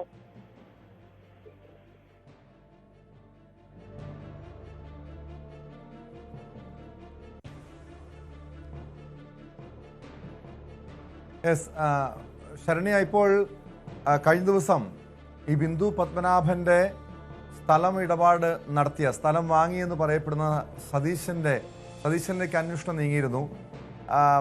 ഈ സതീശന് ഈ കേസുമായി ബന്ധപ്പെട്ട് എന്തെങ്കിലും പങ്കുണ്ടോ? മാത്രമല്ല, സതീശന്റെ സഹോദരന്റെ മരണവുമായി ബന്ധപ്പെട്ടും പല രീതിയിലുള്ള സംശയങ്ങളുമുണ്ടല്ലോ. ആ കേസിൽ സെബാസ്റ്റിന് എന്തെങ്കിലും പങ്കുള്ളതായി സൂചനയുണ്ടോ? സെബാസ്റ്റ്യൻ, ഒപ്പം തന്നെ സതീഷിന്റെ മരണപ്പെട്ട സഹോദരൻ ജയദേവൻ, ഇവരെല്ലാവരും തമ്മിൽ അടുത്ത ബന്ധമുണ്ടായിരുന്നു എന്നുള്ളത് തന്നെയാണ് അന്വേഷണ സംഘത്തിന് കണ്ടെത്താനായിട്ടുള്ളത്. ഈ ജയദേവൻ മരണപ്പെടുന്നതിന് മുൻപ്, അതായത് സതീഷിന്റെ സഹോദരനാണ് ജയദേവൻ മരണപ്പെടുന്നതിന് മുമ്പ് അദ്ദേഹത്തിന്റെ ഭാരവാഹിയായിരുന്ന ഒരു ക്ഷേത്രത്തിന്റെ കോടിക്കണക്കിന് രൂപ വരുന്ന പണം അത് പല വഴിക്ക് നഷ്ടപ്പെട്ടതായി കണ്ടെത്തിയിട്ടുണ്ട്. എന്നാൽ അത് റിയൽ എസ്റ്റേറ്റ് അടക്കമുള്ള കാര്യങ്ങൾക്ക് വേണ്ടി സെബാസ്റ്റ്യൻ ഇയാളെ കബളിപ്പിച്ച് കൈവശപ്പെടുത്തിയതാണ് എന്നുള്ള ഗുരുതര ആക്ഷേപം നിലനിൽക്കുന്നു. എന്തായാലും ഏറ്റവും ഒടുവിൽ സതീശൻ സഹോദരൻ ജയദേവനും ഒപ്പം തന്നെ സെബാസ്റ്റ്യനും ഇവർ രണ്ടുപേരും ഒരുമിച്ച് ചേർത്തലയിലെ ബാറിൽ ഇരുന്ന് മദ്യപിച്ചിരുന്നു എന്നുള്ളത് കണ്ടെത്തിയിട്ടുണ്ട്. അതിന്റെ പിറ്റേ ദിവസമാണ് ജയദേവനെ റെയിൽവേ ട്രാക്കിൽ മരിച്ച നിലയിൽ കണ്ടെത്തിയിട്ടുള്ളത്. പക്ഷെ ആ ഒരു ഘട്ടത്തിൽ പോലും സതീശൻ ഗുരുതരമായ ഒരു ആരോപണങ്ങളും സെബാസ്റ്റ്യനെ ഉന്നയിക്കുന്നില്ല എന്നുള്ളതാണ്. ഒരു റിയൽ എസ്റ്റേറ്റ് ബന്ധങ്ങൾ ഉൾപ്പെടെ ഇവർക്കിടയിൽ ഉണ്ട് എന്നുള്ളത് കണ്ടെത്തിയിട്ടുണ്ട്. അപ്പോൾ ബിന്ദു പത്മനാഭനെ ഏറ്റവും ഒടുവിലായി കണ്ടു എന്ന് പറയുന്നതും ഈ സതീശനാണ്. കാരണം ബിന്ദു 2005 മെയ്ക്ക് ശേഷം ജീവനോടെ ഇല്ല എന്നുള്ളതാണ് അന്വേഷണ സംഘത്തിന്റെ ഒരു വിലയിരുത്തൽ. പക്ഷേ സതീശൻ നമ്മളോട് വ്യക്തമാക്കിയ കാര്യങ്ങൾ വെച്ചാണെങ്കിൽ അതിന് വിരുദ്ധമായ കാര്യങ്ങളാണ് അയാൾ നമ്മളോട് പറഞ്ഞത്. 2006 തന്റെ മുന്നിൽ നേരിട്ട് ബിന്ദു വന്നു, അത്തരത്തിലൊരു സ്ഥലമിടപാടിന് വേണ്ടി ഇടപെട്ടു. അത് കഴിഞ്ഞ് പിന്നീട് ബിന്ദു അന്ന് രാത്രി സെബാസ്റ്റിന്റെ വീട്ടിൽ നിന്നു എന്ന് അയാൾ പറയുന്നു. പക്ഷെ കൃത്യം 6 മാസം, അതായത് പണം വാങ്ങി കൃത്യം 6 മാസം കഴിഞ്ഞപ്പോൾ തന്നെ സ്ഥലം എഴുത്തരാറ്റിനെ തുടർന്ന് കോടതിയിലേക്ക് സതീശൻ പോവുകയാണ്. അവിടെ എക്സ്പാർട്ടി വിധിയിലൂടെ ആ സ്വത്തുക്കൾ, ബിന്ദു പത്മനാഭന്റെ സ്വത്തുക്കൾ, ഇപ്പോൾ പ്രതിഭാഗത്ത് നിൽക്കേണ്ടത് ബിന്ദു പത്മനാഭനാണ്. അതുകൊണ്ട് ബിന്ദു പത്മനാഭൻ ആ കേസിൽ ഒരു ഘട്ടത്തിൽ പോലും ഹാജരായിട്ടില്ല. അതോടെ എക്സ്പാർട്ടി വിധിയോടുകൂടി ആ സ്ഥലം ഇയാൾക്ക് സതീശന് ലഭ്യമാവുകയാണ്. അപ്പോൾ ആ ലഭ്യമായ ഉടൻ തന്നെ സതീശൻ അത് മറിച്ച് മറ്റൊരാൾക്ക് വിൽക്കുന്നു, അതായത് കേസ് വാദിച്ച അഭിഭാഷകർ തന്നെ വിൽക്കുന്നു. അപ്പൊ ഈ ഇടപാടുകളിലൊന്നും സുതാര്യതയില്ല എന്നുള്ളതാണ്. എന്നുള്ളതാണ്. സാധാരണഗതിയിൽ നടക്കുന്ന ഒരു ഇടപാടുകളല്ല അവിടെ നടന്നിട്ടുള്ളത് എന്നും അന്വേഷണ സംഘത്തിന് ബോധ്യമുണ്ട്. അതുകൊണ്ട് തന്നെ പല കാര്യങ്ങളും ഇവർക്ക് അറിയാമെന്നുള്ളത് ഉള്ള ഒരു നിഗമനം അവർക്കുണ്ടെങ്കിൽ പോലും അന്വേഷണ സംഘം നേരിടുന്ന ഒരു വെല്ലുവിളി നേരത്തെ ബിന്ദു പത്മനാഭന്റെ സഹോദരൻ പറഞ്ഞ വാക്കുകൾ വളരെ പ്രധാനപ്പെട്ടതാണ്. അതായത് സെബാസ്റ്റ്യനിൽ നിന്ന് പണം വാങ്ങിയെന്ന് മാത്രമല്ല, അന്വേഷണം വഴിതിരിച്ചു വിട്ടതിനപ്പുറത്തേക്ക് സെബാസ്റ്റ്യൻ എങ്ങനെ അന്വേഷണ സംഘത്തെ അല്ലെങ്കിൽ ഈ കേസുമായി ബന്ധപ്പെട്ട് ചോദ്യം ചെയ്ത ആളുകളെല്ലാം തന്നെ എങ്ങനെ അന്വേഷണ സംഘത്തെ അഭിമുഖീകരിക്കണം എന്നതുൾപ്പെടെയുള്ള കൃത്യമായ ട്രെയിനിങ് പോലീസിന്റെ ഭാഗത്തു നിന്ന് ലഭ്യമായിട്ടുണ്ടെന്ന് ഗുരുതര ആരോപണമാണ് ഉന്നയിച്ചിട്ടുള്ളത്. അതുപോലെ തന്നെയാണ് ഈ സതീഷിനെയും പലതവണ അന്വേഷണ സംഘം ചോദ്യം ചെയ്യാനായി വിളിച്ചതാണ്. അപ്പോഴൊക്കെ പറയുന്ന കാര്യങ്ങളിൽ നിന്ന് ഒരു വ്യത്യാസവും ഇല്ലാതെ തന്നെ കാര്യങ്ങൾ ഇപ്പോഴും മുന്നോട്ട് പോകുന്നു എന്നുള്ളതാണ്. അപ്പോ ഈ പറഞ്ഞ കേസുമായി ബന്ധപ്പെട്ട് ഇപ്പോൾ ഏറ്റവും പുതിയതായി ഒരു മൊഴി അതിനകത്ത് കുറച്ചുകൂടി പഴയ കേസിൽ നിന്ന് കുറച്ചുകൂടി ഡെപ്തിലുള്ള ഒരു മൊഴി നൽകിയിരിക്കുന്നത് ജയ എന്ന സ്ത്രീയാണ്. അവരാണ് ബിന്ദു പത്മനാഭന്റെ ഭൂമി വാങ്ങുന്നതിന് വേണ്ടി ഇടപ്പള്ളിയിൽ നടന്ന രജിസ്ട്രേഷനിൽ ബിന്ദു പത്മനാഭനായി ചെന്ന സ്ത്രീ ഇവരാണ്. പിന്നീട് ഇവർ എത്തിയ ആൾ വ്യാജനാണ് എന്നുള്ളത് കണ്ടെത്തിയിരുന്നു. ജയ അതിനകത്ത് കുറച്ചുകൂടി പോലീസിന് ഇപ്പോഴത്തെ അന്വേഷണ സംഘത്തിന് കുറച്ചുകൂടി വിശദാംശങ്ങൾ നൽകിയിട്ടുണ്ട് എന്നുള്ളതാണ് അറിയാൻ കഴിഞ്ഞത്. അങ്ങനെയാണെങ്കിൽ ഇതിനകത്തൊരു റിയൽ എസ്റ്റേറ്റ് ബന്ധങ്ങൾ ഉൾപ്പെടെയുള്ള കാര്യങ്ങൾ പുതുതായി കുറെ കൂടി പുറത്തേക്ക് വരാനുണ്ട് എന്നുള്ളതാണ്. എന്തായാലും നിലവിൽ ഒരു സീരിയൽ കില്ലർ എന്നതിനപ്പുറത്തേക്ക് മറ്റു പല വ്യക്തമാണ്. ശരണ്യ സ്നേഹജൻ സൂചിപ്പിച്ചതുപോലെ ഈ ചേർത്തലയിലെ സ്ത്രീകളുടെ ദുരൂഹമായ തിരോധാനങ്ങളിൽ ഈ റിയൽ എസ്റ്റേറ്റ് ഇടപാടുകൾക്കും പങ്കുണ്ടോ? അതിൻ്റെ കൂടുതൽ വിവരങ്ങളിലേക്കാണ് പോലീസിന്റെ ക്രൈംബ്രാഞ്ചിന്റെ അന്വേഷണം. ബംഗളൂരുവിൽ കോളേജിലെ ഓണാഘോഷത്തിനിടെ ഉണ്ടായ ആവേശം സിനിമാ മോഡൽ സംഘർഷം ആശങ്ക പരത്തുന്നു. വാർത്ത പരിശോധിക്കാം.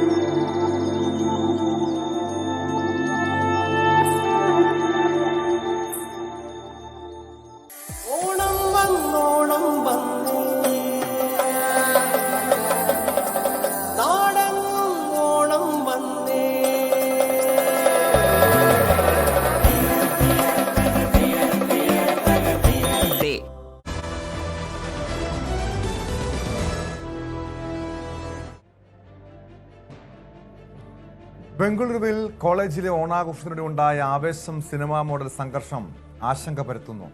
ഒന്നാം വർഷ വിദ്യാർത്ഥികളെ ഉപയോഗിച്ച് പരിസരവാസികളാണ് പ്രശ്നം ഉണ്ടാക്കിയതെന്നാണ് സൂചന. സംഭവത്തിൽ മലപ്പുറം സ്വദേശിയായ മുഹമ്മദ് സാബിത്ത് എന്ന മൂന്നാം വർഷ വിദ്യാർത്ഥിക്ക് കുത്തേറ്റിരുന്നു. ആചാര്യ നഴ്സിംഗ് കോളേജിലാണ് ഓണാഘോഷത്തിനിടെ സംഘർഷമുണ്ടായത്. സംഭവത്തിൽ 4 പേർക്കെതിരെ പോലീസ് കേസെടുത്തിട്ടുണ്ട്.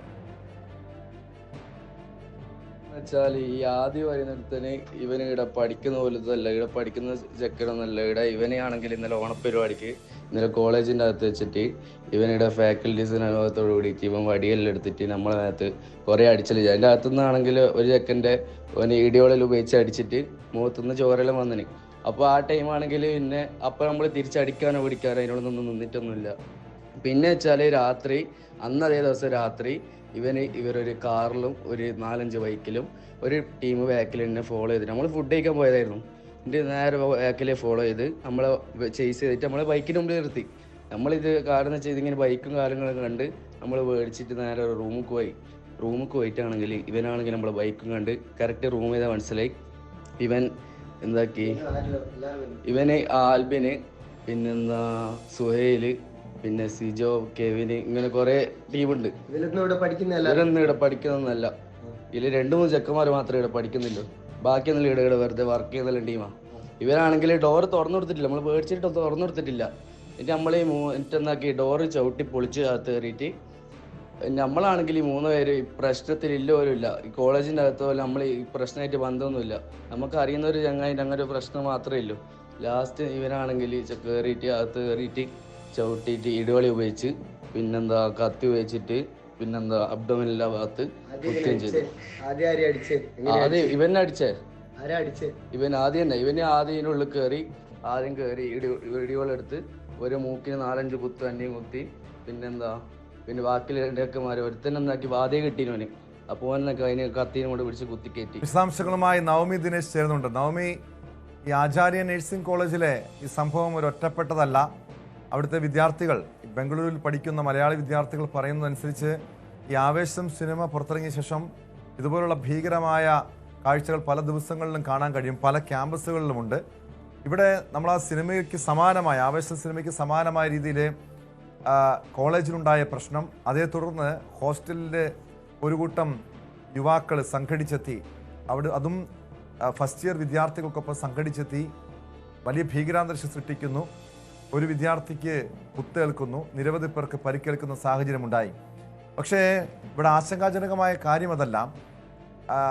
ഇവിടെ ആക്രമണം നടത്തുന്ന വിദ്യാർത്ഥികളെ അവരെ പോലീസ് സംരക്ഷിക്കുന്നു, പോലീസ് കേസ് അട്ടിമറിക്കാൻ ശ്രമിക്കുന്നു എന്നുള്ളതാണ്. കാരണം അവിടെ ലോക്കൽസ് ആയിട്ടുള്ള ക്രിമിനൽസാണ് അക്രമ സംഭവങ്ങൾക്ക് പിന്നിൽ. ഈ ആചാര്യ നഴ്സിംഗ് കോളേജിലെ സംഭവത്തിൻ്റെ അടിസ്ഥാനത്തിൽ എന്ത് നടപടിയാണ് പോലീസ് സ്വീകരിച്ചിട്ടുള്ളത്?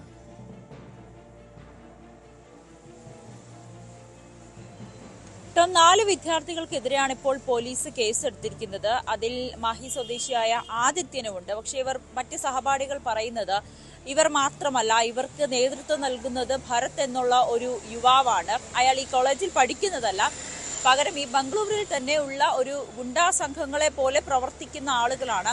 ഇവരാണ് ഈ ഫസ്റ്റ് ഇയറിൽ പഠിക്കുന്ന വിദ്യാർത്ഥികൾക്ക് ഇത്തരത്തിലുള്ള അക്രമ സംഭവങ്ങൾ നടത്തുമ്പോൾ, അല്ലെങ്കിൽ അവർക്ക് കൂട്ടായി നിൽക്കുകയും ഇത്തരത്തിലുള്ള ആക്രമണങ്ങളൊക്കെ അഴിച്ചുവിടുകയും ചെയ്തത് ഭരത്തിന്റെ നേതൃത്വത്തിലുള്ള സംഘമാണെന്നാണ് മറ്റ് വിദ്യാർത്ഥികൾ ആരോപിക്കുന്നത്. അവർക്കെതിരെ പോലീസ് ഇതുവരേക്കും കേസെടുത്തിട്ടുമില്ല. ഭരത്തിനെതിരെ പോലീസ് കേസെടുത്തിട്ടുമില്ല എന്നുള്ളതാണ് ഏറ്റവും പ്രധാനപ്പെട്ട കാര്യം. കോളേജ് പോലും ഈ കേസ് തേച്ചുമാച്ച് കളയുന്ന ഒരു നടപടികളിലേക്ക് കടന്നിരിക്കുന്നു എന്നാണ് സഹപാഠികൾ ഗുരുതരമായിട്ടുള്ള ആരോപണം ഉന്നയിക്കുന്നുണ്ട്. എന്തുകൊണ്ടാണ് പോലീസ് ഇവർക്കെതിരെ നടപടി എടുക്കാത്തത് എന്നത് ഏറ്റവും പ്രധാനപ്പെട്ട ഒരു ചോദ്യമായി ബാക്കി നിൽക്കുന്നു. ഈ കോളേജിൽ നടക്കുന്ന പ്രശ്നങ്ങൾക്ക്, അല്ലെങ്കിൽ കോളേജിൽ വിദ്യാർത്ഥികൾ തമ്മിലുണ്ടാകുന്ന തർക്കങ്ങൾക്ക് എന്തിനാണ് പുറത്തുനിന്ന് ആളുകളെ കൊണ്ടുവരുന്നത്? അവരാണ് ഈ കുത്തേറ്റ സുഹൈലിനൊക്കെ കുത്തിയതും ഇവരാണെന്നാണ് കണ്ടുനിന്ന ദൃക്സാക്ഷികൾ അടക്കമുള്ള വിദ്യാർത്ഥികൾ പറയുന്നത്. എന്തായാലും സുഹൈൽ ആരോഗ്യനില, അപകടനില തരണം ചെയ്തിട്ടുണ്ട്. വയറിനൊക്കെ കുത്തേറ്റു എന്നാണ് മനസ്സിലാക്കുന്നത്. അപ്പോൾ മറ്റ് വിദ്യാർത്ഥികൾക്കും ഗുരുതരമായി പരിക്കേറ്റു. നമുക്ക് ആ ദൃശ്യങ്ങൾ തന്നെ, ആ ഓഡിയോ സന്ദേശത്തിൽ തന്നെ കേൾക്കാം. അവർ അനുഭവിച്ച വേദന, അവർക്കെതിരെ ഏതൊക്കെ വിധത്തിലുള്ള ആക്രമണമാണ് ഉണ്ടായതെന്ന് ആ കുട്ടി കൃത്യമായി വിവരിക്കുന്നുമുണ്ട്. പോലീസിന്റെ നടപടി ആ വിധത്തിലാണ് പുരോഗമിക്കുന്നത്. ഈ വിദ്യാർത്ഥികളുടെ അതാണ് കാരണം 4 പേർക്കെതിരെ നിലവിൽ കേസെടുത്തു. പക്ഷേ അവിടെ ഈ ആക്രമണത്തിന് നേതൃത്വം നൽകി അവിടുത്തെ ലോക്കൽസ് ആയിട്ടുള്ള അവിടുത്തെ ഒരു ക്രിമിനൽ സംഘത്തിൽപ്പെട്ട ഭരത്തിനെതിരെ കേസെടുക്കാൻ പോലീസ് തയ്യാറായിട്ടില്ല. ഇയാളാണ് ഈ ആവേശം സിനിമാ മോഡലിലെ രംഗണ്ണൻ എന്നാണ് പറയപ്പെടുന്നത്. ഇതുപോലെ ഓരോ ക്യാമ്പസുകളിൽ ഇതുപോലുള്ള രംഗണ്ണന്മാരുണ്ട്. ക്യാമ്പസുകളിലെത്തി ഭീതി പരത്തി വിദ്യാർത്ഥികൾ ആക്രമിക്കുന്നവർ. പോലീസ് ഇവർക്ക് ഒത്താശ നൽകുകയല്ലേ?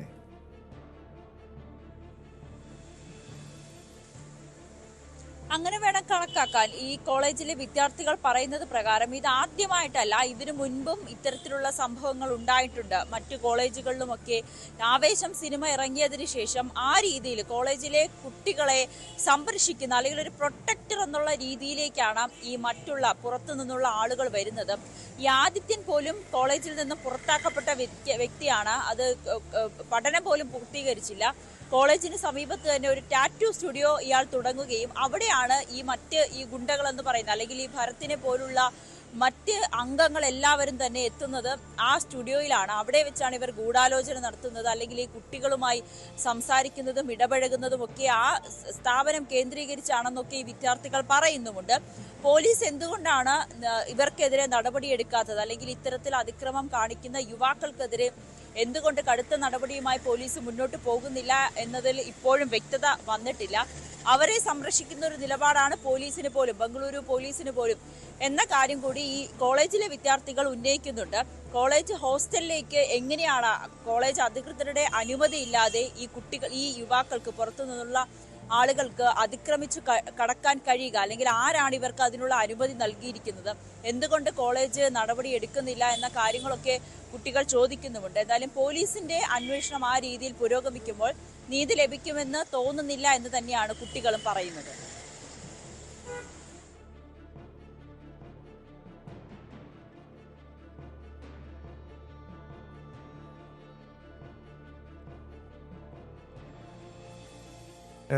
വ്യക്തമാണ്. നവമി ദിനേശാണ് വിവരങ്ങൾ നൽകിയത്. നവമി സൂചിപ്പിച്ചതുപോലെ ഇതുപോലുള്ള അക്രമ സംഭവങ്ങൾ ബംഗളൂരുവിലെ പല ക്യാമ്പസുകളിലും നടക്കുന്നുണ്ട്. പക്ഷേ ഇതുപോലുള്ള രംഗന്മാരുടെ പുറകെ ആവേശത്തിൻ്റെ പോയാൽ പിന്നീട് അവരുടെ ജീവിതത്തിൽ, ഈ വിദ്യാർത്ഥികളുടെ ജീവിതത്തിൽ തന്നെ ഉണ്ടാകാൻ പോകുന്ന ഭവിഷ്യത്തുകൾ നിങ്ങൾ തിരിച്ചറിയണം. കാരണം ഒരു ക്രിമിനൽ കേസിൽ പെട്ടുകഴിഞ്ഞാൽ അതിൻ്റെ നിയമ നടപടികൾ നിങ്ങളുടെ വിദ്യാഭ്യാസത്തെ പോലും അത് ബാധിക്കുമെന്നാണ് കുട്ടികൾ മനസ്സിലാക്കേണ്ടത്. Spot live പൂർണ്ണമാണ്.